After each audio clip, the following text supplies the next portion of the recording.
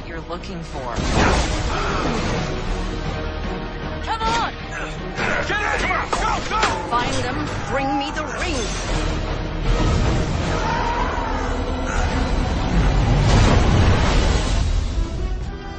Uncharted is most often described as the video game industry's equivalent of a popcorn and summer blockbuster film.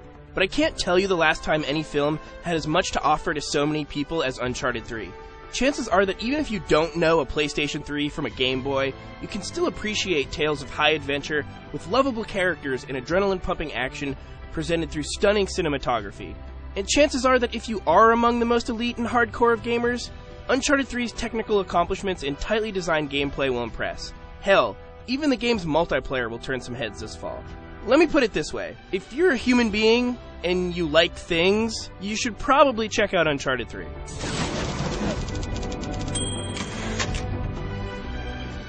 Whenever I describe Uncharted to someone unfamiliar with the franchise, I usually say it's basically a modern-day Indiana Jones, and Uncharted 3 reinforces that position.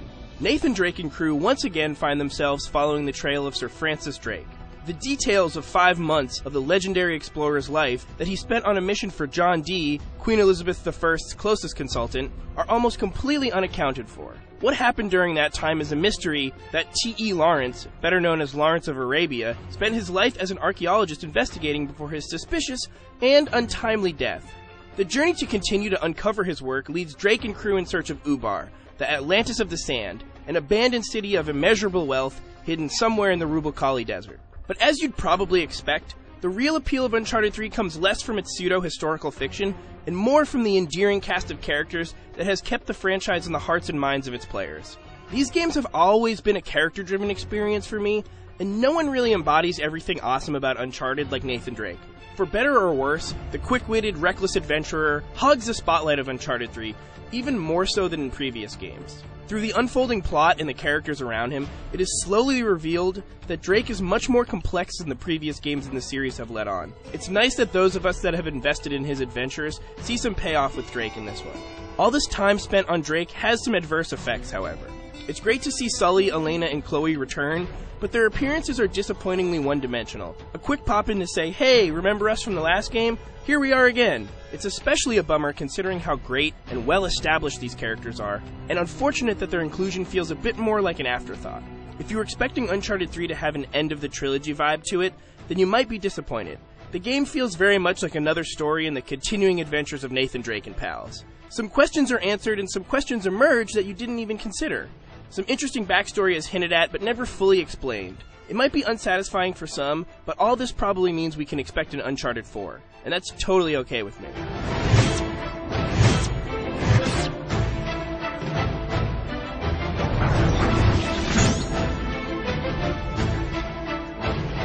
If one aspect has come to define the Uncharted series, it's the over-the-top action sequences.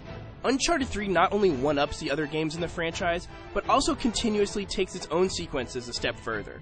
Throughout the campaign, you platform through burning buildings, shoot dudes while on a capsizing freighter, and dangle outside of a crashing cargo plane. It's been a long time since I've played a game chock full of so many memorable moments as Uncharted 3 delivers. But Uncharted 3 never falls into the trap of being a one-note experience. All of these high-octane events are offset almost jarringly by touching, tranquil sequences. Some of the game's more muted moments, which are surely inspired by the success Naughty Dog found with the infamous Village segment in Uncharted 2, include Drake strolling through a Yemen square with Sully and Elena, or crawling across the Rubal Khali Desert on the brink of death. It's interesting because these levels, in a lot of ways, invoke as much impact as the holy crap I'm shooting rockets at another moving car moments. Of course, all this serves Uncharted 3's core experience, which is broken into 3 main components: climbing, shooting, and puzzle solving. The overall feel and effectiveness of each element remains perfectly intact from Uncharted 2. The shooting feels great, the climbing is fun, and the puzzle solving provides a welcome reprieve from the other 2. The game's new melee combat has a greater focus, and it seems Naughty Dog wanted you to be aware of the shift on a regular basis. The problem is that this combat is both largely unsatisfying, as it's half a step more enjoyable than QuickTime events, and because being forced into melee battle while in the middle of a gunfight tends to disrupt the flow of the otherwise really great gunplay.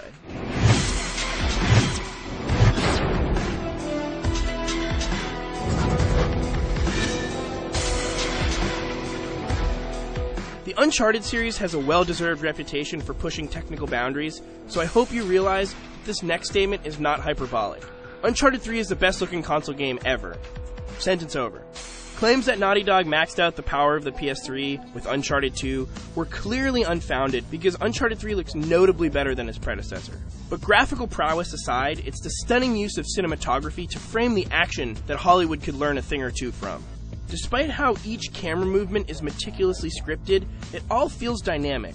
The framing of shots not only adds tension and drama, but also acts as a clever way to guide you through obstacles. And I couldn't talk about the look of Uncharted 3 without mentioning the animation. It seems like no matter what you're doing, Drake's moves always work in context. Even subtle actions like putting his hand up when walking near a wall, or slamming an enemy's face into a nearby monument, bring a level of realism to the character and world that's unprecedented.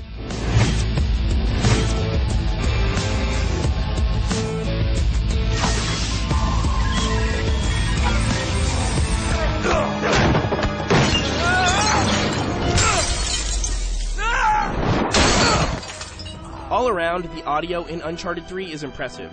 The emotional and exotic soundtrack really underscores the game's epic moments. And as always, the cast of voice actors deliver great performances across the board, with Nolan North taking the cake. Oh, careful now.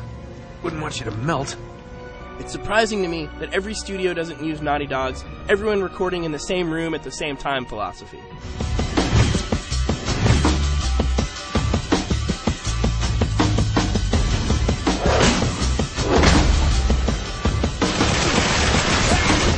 If you're anything like me, you initially scoffed when Naughty Dog introduced multiplayer in Uncharted 2. What I assumed would be a largely unnecessary mode was surprising when I found that the verticality and cinematic nature of the Uncharted single player translated organically into competitive multiplayer. The core of this multiplayer remains mostly intact in Uncharted 3, while much of the surrounding unlockables, which were arguably pretty sparse in Uncharted 2, are made much more robust. As you'd expect with any modern shooter, progression and customization is a big focus in Uncharted 3's competitive multiplayer. Along with a crap ton of cosmetic options to unlock for your multiplayer avatars, you can tweak loadouts. Both primary and secondary weapons can be modded with attachments, such as larger clip size or better zoom. Additionally, you can purchase boosters and kickbacks for your character as you level up and earn money. Boosters are Uncharted 3's version of perks. 2 can be activated at any one time to provide a special benefit, like climbing faster or better sprint recovery. Kickbacks, on the other hand, are similar to kill streaks. Kickbacks can be activated during matches once you earn the appropriate amount of medals through performing certain actions, like killing opponents and capturing objectives. The difference is that the in-match medals persist through death.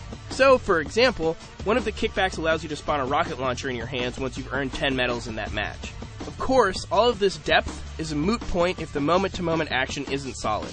Uncharted 3's competitive multiplayer modes are broken into variations on team deathmatch and objective-based game types. Some impressive map design really helps highlight how much fun, and in some cases, more strategic the mobility of Uncharted can make the multiplayer. You guys remember the train level from the campaign of Uncharted 2? Yeah, they made that into a friggin' multiplayer map with 2 trains and 1 team spawning on each of them. It's awesome. The game's cooperative modes include some more story-driven content and the familiar wave-based survival game type. Adventure mode consists of basically repurposed sections of the single-player campaigns from Uncharted 2 and Uncharted 3 that you can play through with friends. This is in addition to the arena game type, where you and your co-op partners can survive onslaughts of enemies while completing ever-changing objectives.